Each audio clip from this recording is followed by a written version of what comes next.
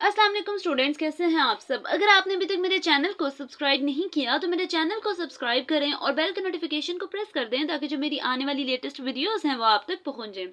आज की जो मेरी वीडियो है इसमें मैं क्वेश्चन नंबर 51 और 52 को एक्सप्लेन करूंगी। तो सबसे पहले क्वेश्चन नंबर 51 की स्टेटमेंट को देखते हैं। स्टेटमेंट में क्या लिखा है। Let P Q R be a spherical triangle whose sides P Q R arcs of great circles. Prove that sin p divided by sin small p, which is equal to sin capital Q divided by sin small q is equal to small letters Q में लिखा हुआ है। उसके अलावा sine R divided by sine R, ठीक है, वो ऊपर हमारे पास कैपिटल लेटर्स है और नीचे हमारे पास स्मॉल लेटर्स हैं। अब क्वेश्चन जो लिखा है इसकी एक दफ़ा स्टेटमेंट को मैं एक्सप्लेन करने लगी हूँ। कहते हैं लेट करें कि पी क्यू आर कोई सी भी स्फेरिकल ट्रायंगल है, ठीक है। अब स्फेरिकल ट्रायंगल को ड्रॉ करने के लिए ज़रूरी है वो किसी स्फीयर के अंदर हो, ठीक है। उसके अलावा वो कह रहे हैं कि उसकी जो साइड्स गिवन है वो पी क्यू आर हैं और उनको साइड्स स्ट्रेट नहीं होंगी। जब हम लोग कोई ट्रायंगल ड्रॉ करते थे तो वो बिल्कुल स्ट्रेट होती थी, लेकिन स्फीयर के अंदर जो हमारे पास ट्रायंगल की जो साइड्स होंगी वो आर्क की फॉर्म में होंगी, ठीक है। जिस तरह से हमारे पास एक सर्कल होता था, फॉर एग्जांपल जैसे कुछ क्वेश्चंस करते थे, ये देख लें। ये मेरे पास आर्क की क्या डेफिनेशन होती थी। ये एक सर्कल है, ठीक है। अगर मैं इसका इस पार्ट से लेके इस पार्ट के हिस्से तक देखूं तो यहाँ से जो मेरे पास इधर से लेके इधर तक का डिस्टेंस है वो कुछ इस तरह से है, तो इसको कहते थे ये आर्क है, ठीक है। मतलब इस तरह से राउंड हो और इसको वो कहते थे कि ये आर्क है और इसको पी क्यू का नाम दे देते थे, ठीक है। तो सेम यहाँ पे भी यही होगा कि जो मेरे पास ट्राइंगल गिवन है वो स्ट्रेट की बजाय किस तरह से होगी, थोड़ी सी कर्व होगी, ठीक है, मतलब आर्क की फॉर्म में होगी। आगे कहना है कि हम लोगों ने ये सारी चीज़ों को लेकर चलना है और ये फॉर्मूला प्रूव करना है। अब जब मैं इस फॉर्मूला को प्रूव करने लगूंगी तो उसके लिए क्या करूंगी, जो इसकी एक्सप्लेनेशन है वो देख लें। Suppose that the sphere C figure below has unit radius and let unit vectors. क्या कह रहे हैं कि हम लोगों ने सपोज करना है कि जो मेरे पास स्फीयर गिवन है, ठीक है, उसका जो रेडियस है वो यूनिट रेडियस का मतलब है कि 1 है, ठीक है। रेडियस का मतलब है सेंटर से लेके उस पॉइंट तक का जो मैं हम लोगों ने लेट किया है वहां तक का डिस्टेंस, उसको कहा जाता है रेडियस। कि या फिर इसके अलावा कह ले सेंटर से लेकर आपका जो सर्कमफेरेंस तक का डिस्टेंस है, ठीक है। अगर आप सर्कल के अंदर देखें, स्फीयर में भी यही होगा। स्फीयर अगर मैं ड्रॉ करूं तो वो कुछ इस तरह से होता है। कहते हैं फुटबॉल लाइक जो स्ट्रक्चर होता है ना वो एक स्फीयर होता है, इस तरह से, उसके अलावा इस तरह से, ये एक स्फीयर है। तो वो कहते हैं अगर इसके अंदर ट्रायंगल ड्रॉ करूंगी तो वो भी आर्क्स की फॉर्म में आएगा। उसके अलावा कह रहे हैं कि इसका सेंटर, अगर मैं इस सर्कल को देखूं, सेंटर से लेकर सर्कमफेरेंस तक का डिस्टेंस को क्या कहा जाता है, रेडियस। सिमिलरली यहाँ पे भी यही होगा। सेंटर पॉइंट ओ है, उसको यहाँ से लेकर यहाँ तक का डिस्टेंस को क्या कहा जाएगा, रेडियस। अब आगे देखें। And let unit vectors A B and C can be drawn from the centre O. क्या कह रहे हैं कि हमारे पास जो यूनिट वेक्टर्स हैं, ठीक है, मतलब जो वेक्टर्स के नेम है, पहले क्या कहा, यूनिट रेडियस है। उसके अलावा कह रहे हैं कि जो वेक्टर्स हम लोगों ने लेट किए हैं वो भी यूनिट वेक्टर्स है, मतलब उनका जो हमारे पास कह लें कि मैग्नीट्यूड है वो 1 है।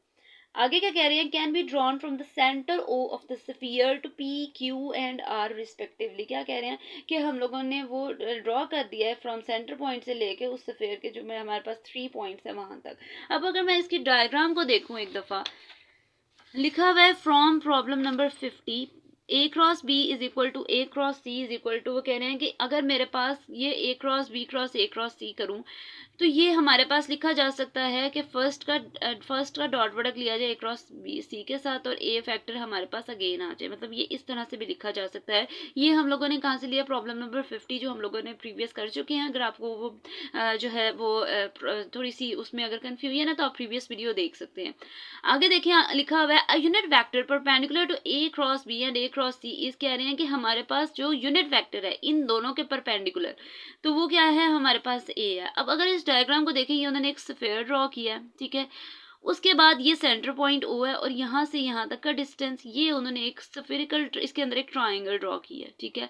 उसने इसको आर का नाम दे दिया, स्मॉल क्यू का स्मॉल पी का। इसके स्मॉल पी है तो यहाँ पे जो पॉइंट है वो कैपिटल पी, ये स्मॉल क्यू है तो इसके इस टाइम पे पॉइंट क्या है, कैपिटल क्यू। ये स्मॉल आ रहा है, ये कैपिटल आर हो गया। फिर हम लोगों ने ये तो हमारे पास कह लेंगे ट्रायंगल थी, पर हम लोगों ने देखा इसका यहाँ से तक के डिस्टेंस कितना है, यहाँ से यहाँ तक का डिस्टेंस कितना है, उसको उसने इस डिस्टेंस को इस पॉइंट से लेके पी तक को ए का नाम दे दिया, क्योंकि ये हमारे पास यूनिट डिस्टेंस है, ठीक है।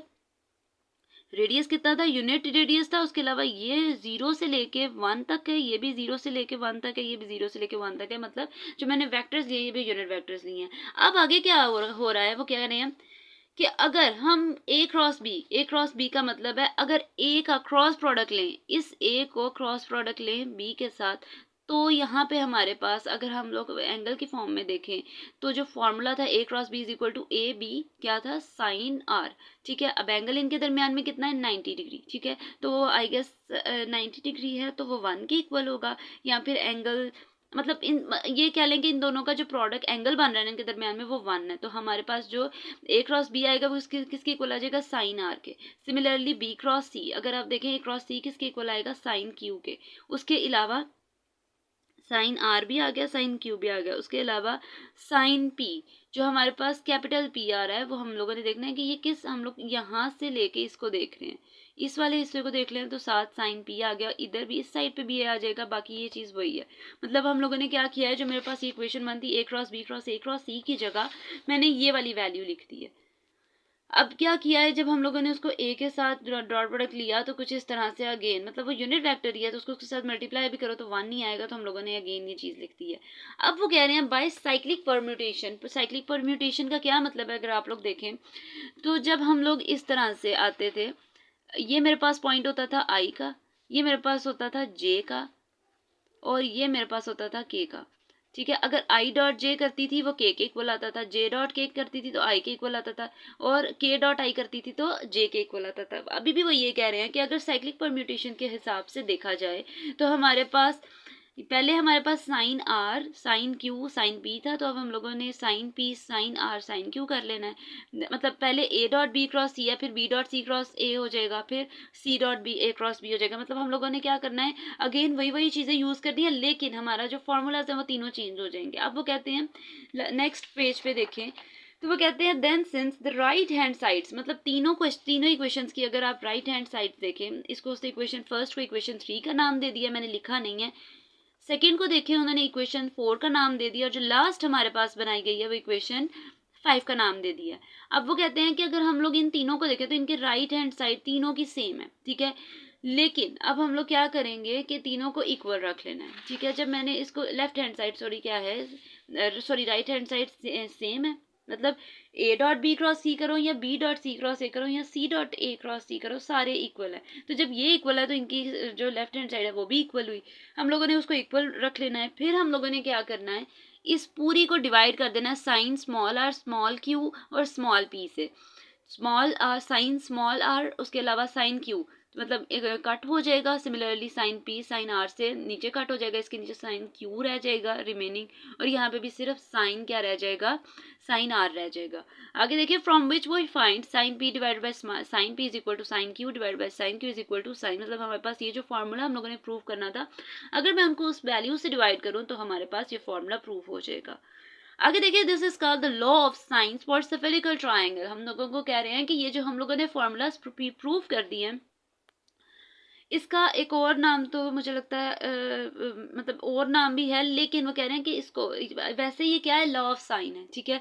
लेकिन स्फेरिकल ट्रायंगल के अंदर भी इसका क्या नाम है कि ये हमारे पास लॉ ऑफ साइंस ही है, ठीक है। आगे देखिए question number 52, prove that A cross B dot B cross C cross A is equal to A dot B cross C का होल स्क्वायर। अब हम लोगों ने क्या करना है, जो मेरे पास फर्स्ट वाली टर्म है, अगर आप लोग देखें ये देखें यहाँ पे मैंने क्या करना है, x cross C cross A, मतलब हम लोग जो प्रीवियस क्वेश्चन करते आ रहे हैं सेम वैसे हम लोगों ने x लेट कर लेना है, b क्रॉस सी की जगह इसको x लेट कर दे, मतलब जो लास्ट टू इसको स्किप कर दे, इन दोनों को हम लोगों ने इन पे काम करना है, इनकी वैल्यूज को फाइंड करके इसके साथ डॉट प्रोडक्ट ले लेना है। अगेन देखिए इस वैल्यू को सॉल्व करने के बाद इसके साथ डॉट प्रोडक्ट लेना है। अभी हम किसको लेट कर रहे हैं, जो मेरे पास b क्रॉस सी है उसकी जगह x रख लिया, x क्रॉस ए को हम लोगों ने लिखना है इस फॉर्म में c x dot A minus A X dot C, let कर लेना है। कैपिटल X किसके इक्वल है, B क्रॉस सी के, ठीक है।